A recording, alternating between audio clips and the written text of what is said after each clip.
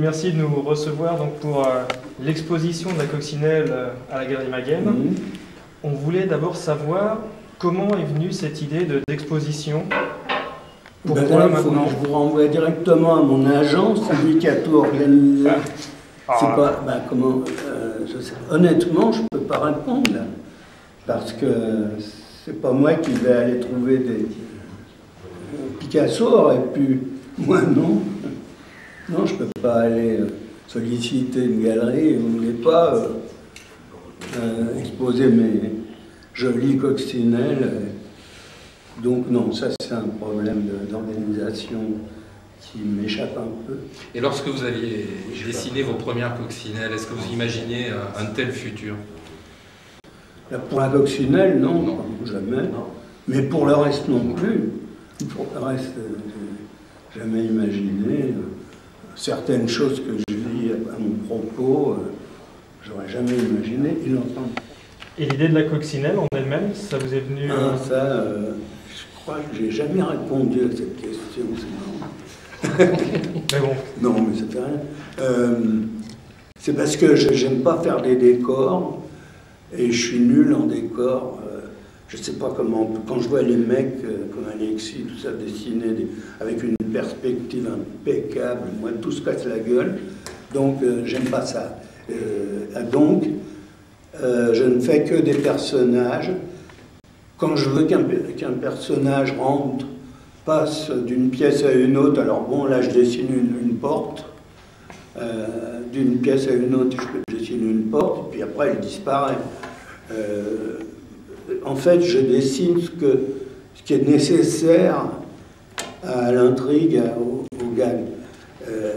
Donc, j'aime pas ça. Alors, mes pages, surtout que je sortais, quand j'ai commencé la rubrique à braque, je sortais des dingos dossiers au Goscinny. Alors là, les décors, et puis pas question de dire non, j'aime pas faire les décors.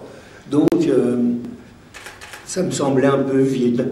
Alors c'est là que j'ai mis la coccinelle qui faisait des bêtises dans les coins, des cases. Ça vient de là. Au départ, c'était assez sommaire.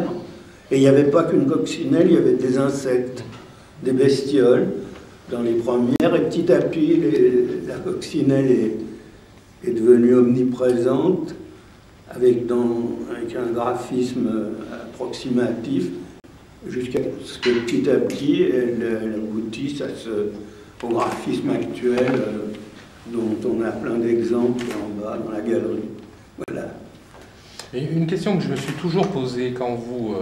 c'est le moment de me voilà, poser. Quand un dessin vous vient à l'esprit, est-ce que vous le pensez tout d'abord en noir et blanc, ou est-ce qu'il y a déjà des idées de couleur, parce que vous avez fait c'est d'abord du noir et blanc, ouais. Sauf quand la couleur a une fonction de gag. Et a priori, honnêtement, j'ai qu'un exemple à citer, c'est quand j'ai fait le rectangle vert, le fameux film de Jean-Pierre Melville. C'était une parodie du Cercle Rouge. Et là, Melville avait une manie. Vous vous rappelez du Cercle Rouge, c'était tout des bleus, des gris, avec des taches rouges, des feux arrière de voiture et tout. Et donc là, j'avais une idée de gag en mettant, alors j'ai mis des singes, une scène qui se passe au zoo, j'ai mis un type qui était, comment on dit, un type qui a les yeux rouges. Un albinos. Un albinos, voilà. Et que des conneries à base de rouge. Quoi. Et tout le reste, alors c'est la seule les deux seules pages où j'ai axé une partie du gag sur la couleur. Il y avait quand même d'autres conneries aussi dans les deux pages, mais voilà. Pour revenir sur votre exposition, le choix des planches, vous avez participé au choix des planches de la coccinelle c'est Michel Duret, mon agent. Et vous en pensez quoi alors? C'est un excellent choix. D'ailleurs, il les a toutes prises. Il n'a pas fait de choix. Non, mais c'est... Puis elles sont très bien encadrées. Je ne m'attendais pas à ça. Non, mais sans blague, je suis sérieux. Je ne m'attendais pas à une telle présentation pour une bestiole de petite envergure. Et vous vous dites quoi quand vous voyez que la coccinelle a eu cette célébrité, on peut dire quasiment ça? Vous dites ils sont un peu stupides? Oui, parce que franchement, à part vous, parce que vous êtes calé en BD, mais la coccinelle, j'aimerais mieux qu'elle soit aussi connue que Tintin ou que Astérix. Mais cela dit, j'aime beaucoup. Voilà. C'est pour ceux qui arrivent et qui disent ah ouais, ou alors des fois à la télé, dans les jeux, on pose des questions. Une fois, je ne sais plus dans quel jeu, quel est le dessinateur de BD Marcel Gottlieb a un animal fétiche. C'est quoi? Alors, quand le concurrent répond à une coccinelle, je suis content. Ça veut dire qu'il connaît. S'il dit un rhinocéros, là, je ne suis pas content du tout. Oui, il a des problèmes de vision.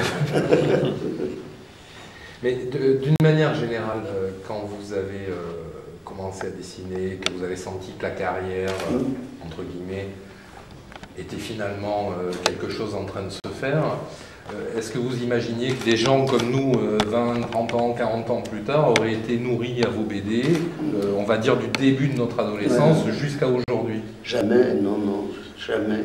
D'abord, honnêtement, quand on commence à bosser, on pense qu'il y a une chose, c'est à bosser. Parce que, honnêtement, on ne pense pas à qu'est-ce qui adviendra de ce que je suis en train de faire là dans 40 ans. Jamais. Non, la réponse c'est non tout de suite. J'y pensais pas du tout. Puis voilà quoi. Il n'y a que ça à répondre. J'étais déjà content de faire ce que je faisais et de gagner ma vie avec. Mais je vois guère un type qui débute dans une carrière quelconque, le gars qui fait une école d'architecture et à qui on apprend à tracer des traits ou de faire des ronds avec un compas, il ne va pas se dire « Oh, dans 40 ans, je ferai le Panthéon » ou « Je ferai les colonnes de Buren », ça c'est facile quand même. Ouais. Il y en a qui pensent... C'est vrai, il y en a Pas moi en tout cas. Surtout pas les colonnes de Buren, mais... On se rejoint. Il y a 2 ans, il y a eu un tome hommage, les rubriques Abracadabra, où c'était une erreur, ça. C'était une erreur? Oui, mais une erreur éditoriale, disons. Parce que les gens qui ont été choisis étaient pas... Ils ont mal compris le truc, ou alors ils l'ont trop bien compris, ils ont refait un truc que j'avais déjà fait. Et puis, deuxièmement, j'ai pas du tout participé à cet album. J'ai juste trouvé le titre. C'est pas mal. Mais est-ce qu'il y a une véritable relève à Marcel Gottlieb? Est-ce que vous voyez un dessinateur? Est-ce que parmi les dessinateurs que vous connaissez, des nouveaux dessinateurs que vous connaissez, vous dites lui... Pardon? Parmi ceux que vous voyez qui dessinent, vous dites lui, c'est un peu, ce serait mon disciple? Moi, franchement, je ne saurais pas dire, parce que d'abord ce serait un peu prétentieux, mais on parle beaucoup on dit souvent Maester, c'est un peu le style. Moi, je trouve qu'il dessine vachement mieux que moi. Mais par contre, aussi, je trouve qu'il lui faudrait un scénariste en BD. Et s'il regarde ça, j'espère qu'il m'en voudra pas. Il n'y a pas de raison. Non, mais ce que je lui envie, c'est son talent de caricaturiste. Ça a été mon rêve, ça, de réussir des caricatures. Parce que là, j'en aurais farci toutes mes pages. Au lieu de dessiner des bonshommes quelconques, j'aurais mis la gueule d'un tel, comme dans Mad, justement, dans Mad, Mort Drucker, pas Michel, hein, Mort, M-O-R-T, qui d'ailleurs est toujours vivant, malgré un nom un peu ingrat, il est toujours vivant, je crois. On ne sait jamais, parce qu'il y a Bill Elder qui est mort l'an dernier, je crois. Et Wallace Wood. Enfin, ça, c'est le trio avec Elder, le trio de Mad. Wallace Wood, il s'est flingué, lui, c'est encore un autre problème. Vous êtes beaucoup nourri, enfin, vous partagez des influences oui, croisées oui. avec toute cette école. Ouais, sans les connaître. Voilà, oui. on va dire de créateur à créateur, des influences vraiment créatrices. Oui, j'ai connu Kurtzman quand même, très bien. J'ai été chez lui, j'ai même habité chez lui. Mais les dessinateurs de Mad, je pense, j'essaye de voir, mais je crois que j'en ai pas connu un seul. Will Elder, il habitait pas loin de chez Kurtzman, et je lui ai dit à Kurtzman pourquoi il ne vient pas dîner ou déjeuner avec nous. Il l'a appelé, il n'a pas voulu venir. C'est un type très, très timide, et il a un site sur Internet, mais il est mort. Et donc, il y a quand même une adresse email. Alors, à tout hasard, j'ai envoyé un email. J'ai dit, cher monsieur, j'ai fait, dans mon anglais approximatif, j'ai beaucoup aimé ce que vous avez fait dans Mad et tout. Et à l'époque, il n'était même pas mort encore. Donc, c'est assez hypocrite hein, de sa part. Donc, je lui ai envoyé un truc. J'adore ce que vous faites, enfin les conneries habituelles, comme les gens qui interviewent un type, et voilà, oh pardon. Et donc, qu'est-ce que je vois arriver quelques jours plus tard? La réponse, un email. Et en fait, c'était son gendre qui me répondait et qui m'annonçait que son beau-père était en maison de repos, il avait ou Alzheimer ou l'autre, les deux, enfin il était très malade, et puis il est mort peu après d'ailleurs. Mais j'ai des bouquins, j'ai des tonnes de bouquins de cette période, un sur lui, un sur Mad, et j'ai vu sa tête à Will Elder pour la première fois sur Internet. Sinon, on ne le voyait jamais, contrairement à moi qui me dessine tout le temps. Lui, il ne se dessinait jamais. On a l'impression que vous avez toujours bénéficié d'une très grande liberté d'action dans toutes vos créations. En tout cas, on ne sent pas quand vous avez été bridé. Non, mais un peu au début. Ouais. À Vaillant, Pif Gadget. C'est-à-dire, c'était un truc pour les mômes, et je commençais déjà à faire d'un peu de second degré. Donc ils m'ont refusé des pages parce qu'ils disaient que les mômes ne comprendraient rien à ça. Alors le plus drôle, c'est que j'ai refait les mêmes après, et je leur ai ramené et ils les ont prises là. J'étais déjà à Pilote. Ils ont essayé quand j'étais à Pilote, ils m'ont proposé des albums, tout ça. Mais ils étaient gentils quand même. Et tout à l'heure, vous nous disiez que Goscinny vous avait mis beaucoup de pression sur les décors. Non. Ah non, c'est-à-dire, il en mettait dans ses scénarios, alors j'allais pas tout sucrer, sous prétexte que j'aimais pas les faire. Il y a une anecdote que j'aime bien raconter toujours, c'est qu'une fois, les petits bobos, ça s'appelait. Vous vous rappelez de ces nouveaux dossiers, là, quand on se cogne le petit doigt de pied au pied du lit, enfin tous ces trucs. Et là, il y avait un truc, c'était l'électricité dans le coude. On se cogne et on dirait qu'on prend un coup de jus. Et pour ce gag, il m'avait fait dessiner une centrale électrique monstrueuse, où le personnage était, vraiment, il avait 5 mm de hauteur, et il se tenait le coude avec des étoiles, parce qu'il avait pris un coup de jus. Et j'ai été obligé de prendre une documentation monstrueuse pour faire ça. Et franchement, c'était pas mon truc. Tous des avions, des trucs comme ça, mais bon, j'allais pas faire ma chochotte et dire j'en veux pas, je peux pas faire ça.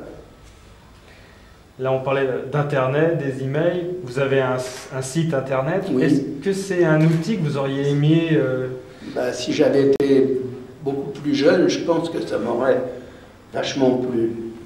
J'ai un copain belge qui s'appelle Janin. Je pense que vous voyez qui c'est, Frédéric Janin, non?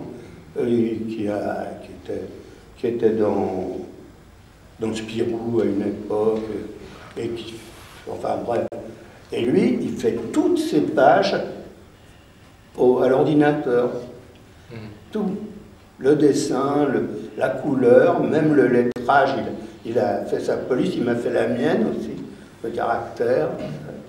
Alors je crois que si au lieu d'avoir l'âge que j'ai, si j'avais eu 50 ans de moins, bah, je ne serais pas né encore. C'est pas vrai, c'est pour faire croire que je suis très jeune. Non, si j'avais eu si j'avais été plus jeune, j'aurais plongé là-dedans, à corps perdu, la tête la première. Mais là, j'en touche un peu, mais pas trop, quoi. C'est pas trop mon truc, je suis trop vieux pour ça maintenant. Et ce qu'on m'apprend, j'ai des copains péniblement, qui essayent de m'expliquer ceci et cela, et ben j'oublie après. Ou alors je le note et puis je comprends pas ce que j'ai noté. C'est le coup classique, hein, ça. Enfin, ça nous arrive à nous aussi, hein, sur les ordinateurs, je vous rassure. Ah bon? On n'est pas vacciné avec l'âge. Hein. Non, mais il y a certains logiciels qui sont intéressants pour un dessinateur. Malheureusement, je ne sais pas m'en servir, ou j'ai beaucoup de mal. Et j'ai su, comme j'ai arrêté de m'en servir, j'oublie. Il y a aussi un petit que pratiquement non, je me suis d'abord mis pour taper, pour du traitement de texte, mais après j'ai appris qu'il existait Flash et qu'on pouvait faire des petites animations. Alors ça m'intéressait. J'ai jamais réussi à faire quelque chose de correct. Il faut dire que j'arrêtais, je reprenais, j'arrêtais. Enfin, il faut que ça marche du premier coup ou pas, sinon. Dingo donc, réédite une intégrale des rubriques à vrac. Quand vous voyez encore que vous êtes un grand nom et que tout le monde veut lire Gottlieb, vous avez de la nostalgie quand vous voyez cette intégrale, ou vous dites il était temps que j'arrête, maintenant c'est bien? Non, ni l'un ni l'autre. Il n'était pas temps que je l'arrête parce que je regarde les dernières, elles sont même mieux que celles du début. Mais non, ouais. Je me dis jamais il était temps que j'arrête. Je me le suis dit sur le moment, pendant que j'étais en train de faire Pervers Pépère, ma dernière production, si on peut faire ça comme ça. Alors là, oui, j'en avais marre, même une page par mois, alors qu'avant j'en faisais 5 par semaine. Et justement, est-ce que chez vous il y a une différence entre les moments où vous conceviez un gag, on va dire, de 1 ou 2 pages pour la rubrique à vrac et des séries au plus long cours dans votre façon de travailler? Est-ce que vous élaboriez toujours un scénario assez précis ou est-ce que vous partiez sur un dessin tout de suite? Ah non, il faut que j'ai ma vitesse de croisière, c'est 2 pages. J'ai jamais fait d'histoire à suite. C'est pas mon truc. Les plus longues histoires que j'ai faites, il y en a eu très peu. Le numéro 1 de Fluide, Barbara Alice, il y a eu l'Exorciste, qui était très long, numéro 10 de l'Écho. Mais sinon, ma vitesse de croisière, celle où j'ai fait le plus de boulot, c'est les doubles pages. Aussi bien les Dingo dossiers que Guéluron, que la rubrique à vrac. Et là, quand je pensais à un sujet, il fallait que non pas que j'écrive le texte au mot près, mais au moins que je sache quoi mettre, sans compter le nombre de cases. Après, je découpais, il y a 1 ou 2 cases de trop, donc c'est là que je faisais mes sortes de découpage. Et puis je me mettais à dessiner et le texte, je l'improvisais, enfin je l'écrivais en improvisant. Et la coccinelle aussi. Je vais faire ces conneries en l'improvisant. Et d'ailleurs, une fois que j'avais fini le principal, je revenais au début pour faire la coccinelle qui faisait ces conneries, quoi.